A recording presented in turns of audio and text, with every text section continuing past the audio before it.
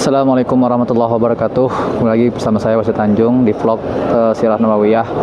Sekarang saya berada di dalam Masjid Nabawi ya. Sekarang pukul 9.44. Nah, saya ingin perlihatkan kepada teman-teman, ini banyak sekali kajian-kajian kecil ya, atau halakoh-halakoh di Masjid Nabawi ini. Ada yang tidur ya, ini tidak diusir kalau tidur ya. Jadi tuh banyak itu sampai ke ujung situ, itu orang halakoh. Masya Allah ya. Jadi memang Masjid Nabawi ini tidak sekedar sebagai tempat ibadah, tapi memang juga tempat pendidikan ya, sampai kayak sekarang juga di Indonesia pun juga seperti itu ya, sebagai tempat pendidikan. Tapi kajian-kajian seperti ini tidak disebut radikal ya, karena memang mereka sedang ngaji gitu ya. Oke. Jadi Masjid Nabawi ini Masya Allah ya, sangat luar biasa sekali, sangat luas sekali. Masjid Nabawi adalah masjid yang terluas kedua di dunia setelah Masjidil Haram. Jadi rame betul ya, rame betul gitu. Nah, kalau di sini saya mau berbagi sedikit tentang pengalaman saya kalau umroh pertama kali. Nah, umroh pertama kali ya. Jadi memang selama kami mau perjalanan umroh itu banyak sekali halangannya, banyak sekali rintangannya.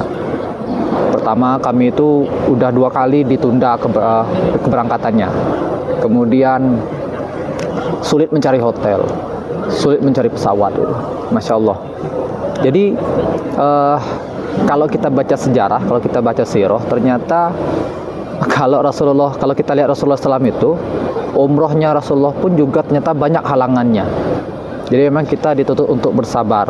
Kita dituntut untuk bersabar dalam rangka agar kita bisa memenuhi panggilan Allah. Jadi memang umroh itu memang panggilan Allah. Jadi Rasulullah SAW itu pernah umroh itu 4 kali. Nah, maka saya akan bahas pada video kali ini ya. Kapan Rasulullah itu umroh? Ya, Rasulullah SAW itu umrohnya pertama kali itu terjadi di tahun 6 Hijriah. Nah, tahun 6 Hijriah itu tepat setahun setelah terjadi perang Khandaq ya. Perang Khandaq itu terjadi di tahun 5 Hijriah. Nah, jadi di tahun 6 Hijriah itu Rasulullah SAW itu bermimpi bahwasanya para sahabat itu masuk ke kota Mekah ya, kemudian melakukan ibadah umroh. Nah, beliau bermimpi, dan mimpinya Nabi itu sama seperti mimpinya Nabi Ibrahim, yaitu disuruh untuk melakukan hal itu. Nah, maka Rasulullah SAW pun yang melakukan hal itu. Beliau melakukan umroh bersama para sahabat Rasulullah SAW pada saat itu. Maka beliau pun pergi, sekitar terkumpullah 1.400 kaum muslimin pada saat itu, berangkat menuju kota Mekah.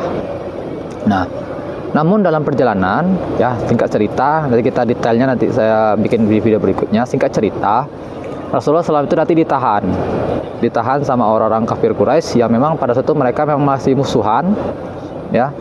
Maka ditahan di sebuah tempat yang namanya adalah Hudaybiyah.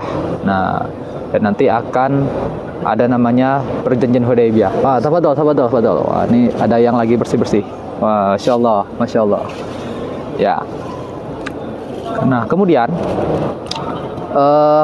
di Hudaybiyah itu Rasulullah tidak bisa lagi melanjutkan perjalanan, maka Rasulullah nanti mengutus seorang sahabat yang bernama Utsman bin Affan untuk lobby ya, negosiasi dengan orang-orang Mekah agar mereka diberikan kesempatan untuk umroh.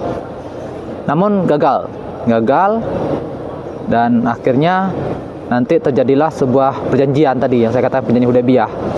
Bersepakat, yaitu Rasulullah SAW dengan Suhail bin Amr ya, selaku perwakilan dari orang Mekah, sepakat bahwasanya kaum muslimin, ada 4 poin ya isi perjanjian Hudaybiyah itu. Yang pertama adalah kaum muslimin pada saat itu tidak boleh masuk ke kota Mekah, jadi harus pulang, nggak jadi umroh gitu. Harus pulang gitu. Yang kedua, mereka sepakat untuk melakukan gencatan senjata, jadi mereka tidak lagi berperang antara orang Mekah sama dia, itu nggak perang lagi. Nah gitu. Kemudian yang ketiga adalah mereka ya, untuk orang-orang yang orang yang akan masuk Islam, maksudnya ya, orang-orang yang dari Mekah nih mau ke Madinah atau mau masuk Islam, mereka harus izin walinya dulu. Jadi orang-orang Mekah yang mau masuk Islam, yang akan ke Madinah maksudnya, maka dia harus izin walinya dulu. Tapi kebalikannya, kalau ada orang Madinah yang mau keluar dari agama Islam, mau menjadi orang-orang kafir Quraisy, maka dia tidak perlu diizinkan sama walinya. Nah, ini kan tentu tidak adil ya. Nah, inilah nanti akan menjadi poin yang membuat Umar bin Khattab cukup marah pada saat itu. Nah, poin yang keempat adalah orang-orang yang kabilah-kabilah selain Mekah dan Madinah, mereka bebas mau bersekutu dengan siapapun. Dan nanti ketika sekutunya nanti diganggu sama orang Mekah, maka itu berarti membatalkan perjanjian. Intinya seperti itu, ya. Nah, maka pada saat itu sudah ketok palu, maka Rasulullah tidak jadi berangkat umroh. Nah, itu yang pertama. Tapi meskipun seperti itu, Rasulullah tetap nanti menyuruh kaum muslimin menyembelih hewan, ya, nanti, dan juga bercukur. Nah, kemudian yang kedua adalah umroh yang tadinya tidak jadi di tahun 6 Hijriah itu dikodok atau digantikan di tahun 7 Hijriah. Nah, maka Rasulullah pun berangkat di tahun 7 Hijriah itu ke Mekah untuk melaksanakan ibadah umroh.